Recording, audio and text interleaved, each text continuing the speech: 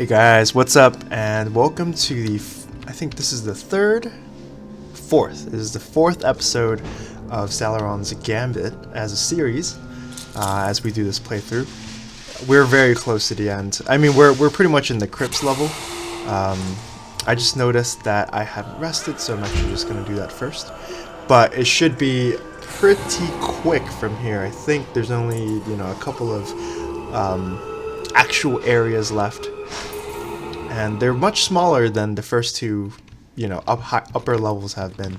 So let's make our way through. I'm excited. The end of chapter 1 is going to allow us to actually get level 2, which is going to make a big difference in our build. I mean, right now, I don't know if you can... Oh, wait, there's a cutscene. Something is weird.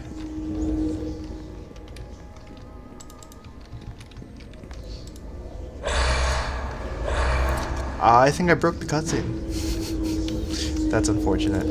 Give me a sec. I'll reload it. Yeah, it happens from time to time. There's always buggy triggers, and we'll just let it be. See, it was a conversation trigger. Okay, so I'm just gonna paraphrase here. As I enter, there are two transparent forms arguing with each other. Apparently, I actually just rolled a lore check and I got 2 experience for it. But this, I've apparently read about the phenomena before. 2 entities, long gone, emit enough energy that during their final moments, that their last actions echo across time for all to see. I'm watching history unfolding. Okay, so the ghostly figure on the right, he's wearing a robe, it looks like, is saying, "Look what you did to Tiana. Take a step back for a moment. Don't you see what the damn thing has done to you?" And the figure on the left, I think the flavor text is making him seem actually very unstable. He says, "No, but I see what it is doing to you. I see what you're trying to do, and you'll never have it. Never." Very possessive.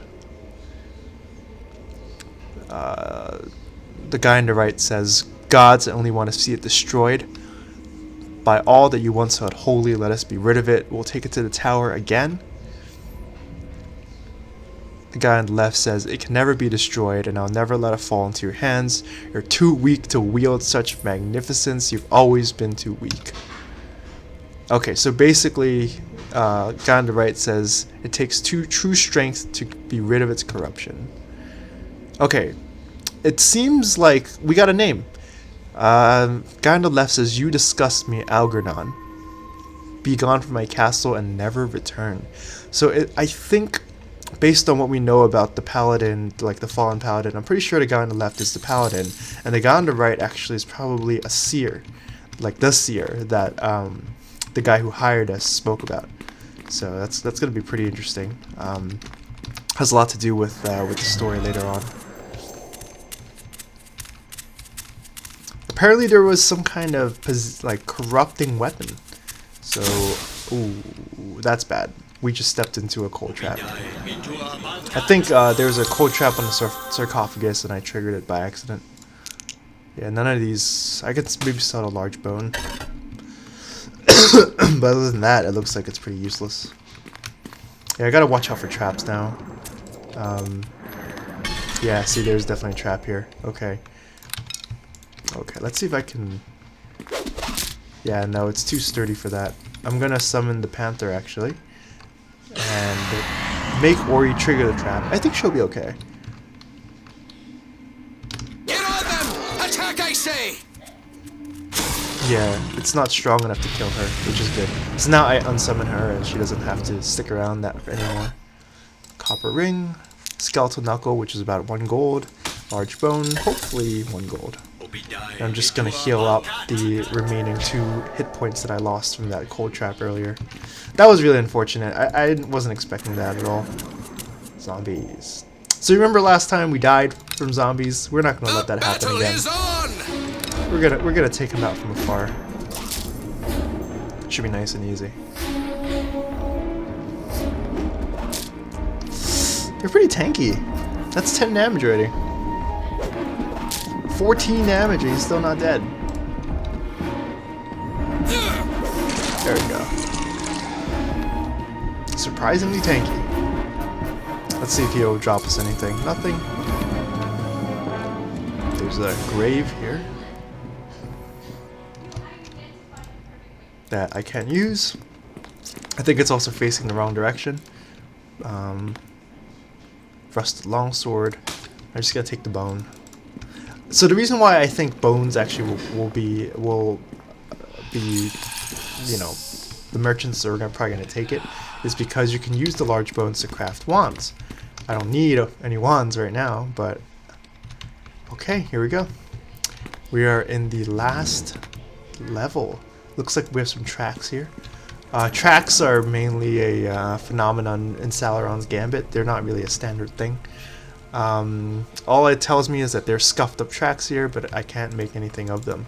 Which means basically I don't have a ranger level to get the tracking ability. Oh, I see something. There's a fire beetle. Okay, fire beetles. What I know about them is I'm trusting that these are standard fire beetles. They have roughly 5 HP and they hit really hard. So we're gonna try to take them out from afar. I can do, you know, up to 6 damage using a dart, so hopefully we don't actually have to get up in their faces. I'm just gonna check this corner here. Yeah, it looks like this is a dead end, so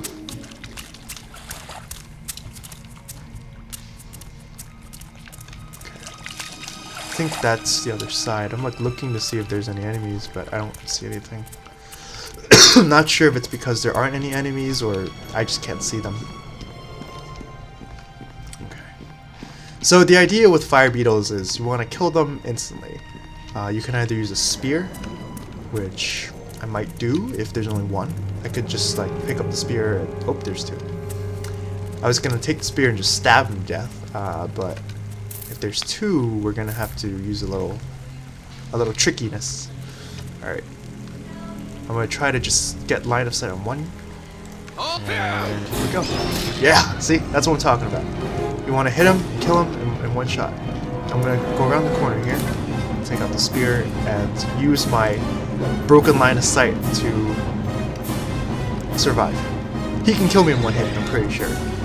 He's got a 70% chance of missing me, but that's still not a great risk.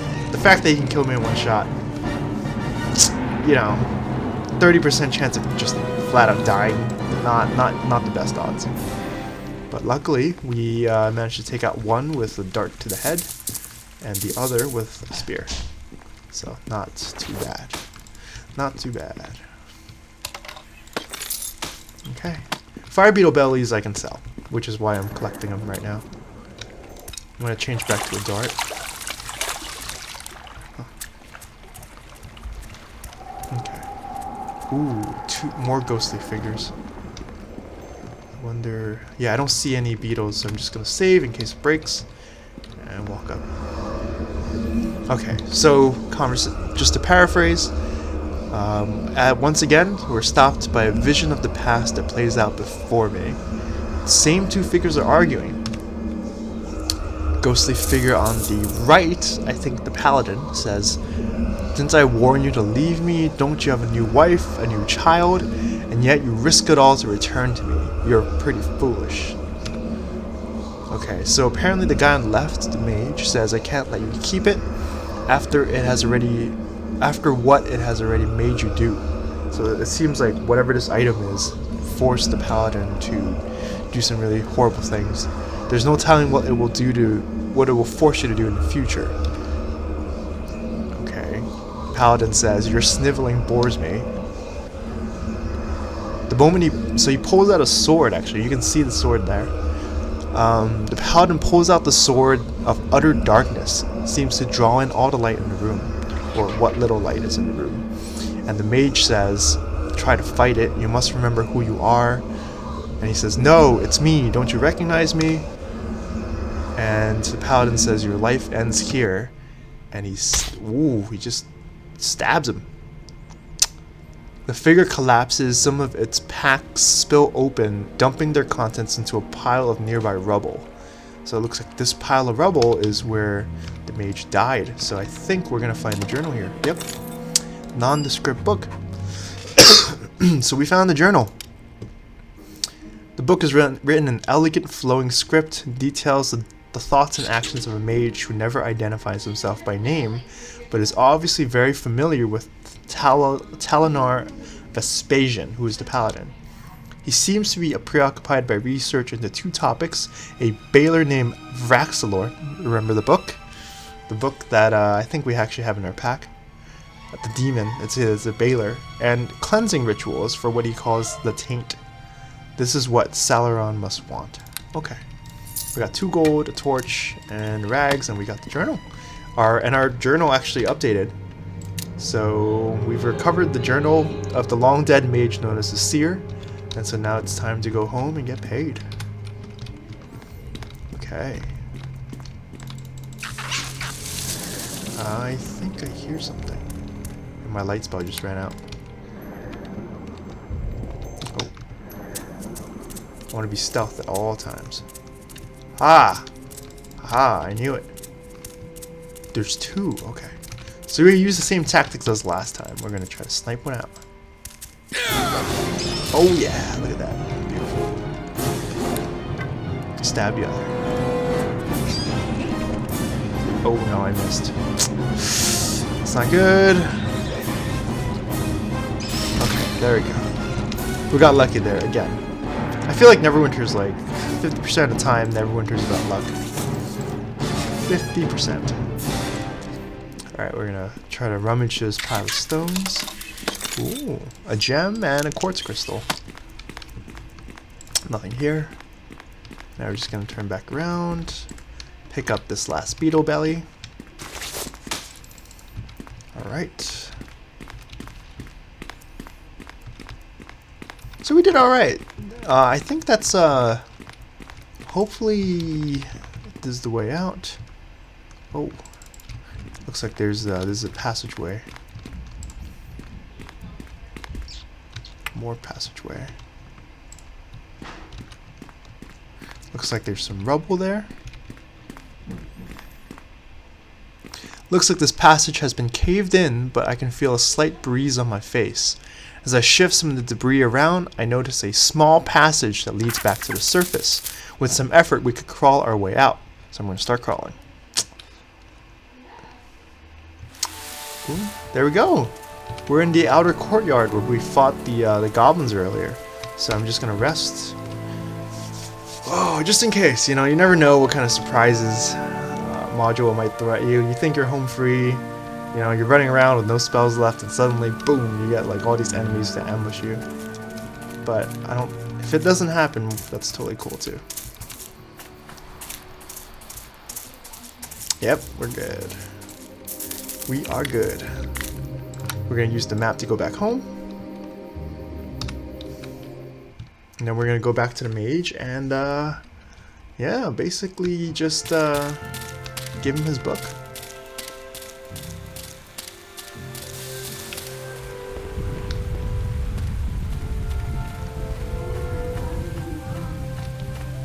Gonna save.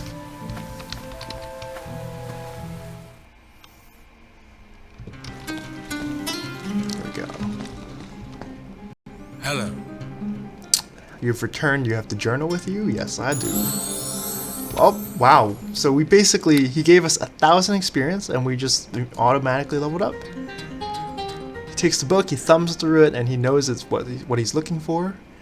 He says, "Excellent, here's your pay. I trust it wasn't too difficult." Oh, of course it wasn't. It couldn't be if you were even a quarter as good as your father was. Now, if you'll excuse me, I have an appointment in Silverymoon. So I'm actually going to pause there because I didn't know he actually knew the father. So I'm going to say, no, wait, I have some questions. And look at that. What an asshole. He just runs away. Okay. Cool. Alright, I'm going to level up. So, we're building a Druid monk. So, at this point, I'm going to take the hit and actually build monk. Normally... You could also build Druid at this point to kind of get a little stronger, but I like a good challenge, and also I want my tumble, I want my my hide ability, my move silent ability, and I want my concentration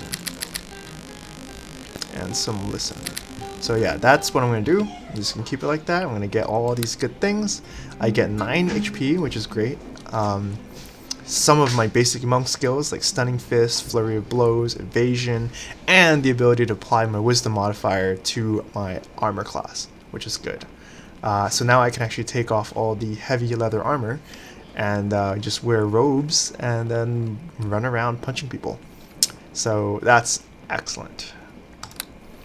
Yeah. So the reason why I decided to go monk at the 2nd level is having 2 attacks instead of 1 makes such a huge difference. But I'm assuming that I should talk to my friends. Yeah, Leah says, my friends say, how'd it go so far? So I'll tell them my journey. It flashes forward. Yeah, so now I'm a genuine adventurer. Great. Alright. Okay, so basically the friend asks us, are you going to stay with us or are you off? So if I actually select number 1, it's actually going to end the module, but I'm actually going to go and sell some stuff first. Inventory management is going to be super helpful right now. Alright guys, so I just finished selling stuff. Look at that. You got a clean inventory. Only 14 pounds because I actually sold the leather armor and I sold it for some standard clothing. I actually used the hack pack that I have to customize the clothing so he actually looks more like a legit monk. And all you got is just some darts, a torch, you know, a rope, a ring, and look at that. He looks really cool. And also, I also have the alternate combat animations pack. So you can actually spruce up the way they look when they fight. And I actually am using the bear claw one because I feel like it is the most druid-like. So he kind of fights like a wild animal. Look at that. I love that animation. It looks so cool. So I think this is actually a really great place to stop. Yeah, we've taken our monk level, we've finished the first quest, we're done with the first chapter, we've sold everything to the point where, you know, we have 200 gold in our pockets. So I think we're ready to move on to the 2nd chapter. And the way to do that is I'm going to save, just in case something blows up. I hope it won't. Talk to the friend, and we'll end the module. Oh, look, see, it actually auto-unpacks it for me. And I think we're going to end up in a completely different place entirely. Yeah, I just wanted to start up the module. See, it looks completely different. We're in a cityscape this time. I think the city that we're in is called Silverymoon. And look at that. I think, yeah, this is a great place to stop. We'll continue with Chapter 2 in the next episode. So until then, I will see you guys. I hope you guys enjoyed the video. And if you have any comments, feel free to post them. And if you like the video, subscribe, hit the like button. Everything's cool. So I'll see you guys on the next episode, and peace out.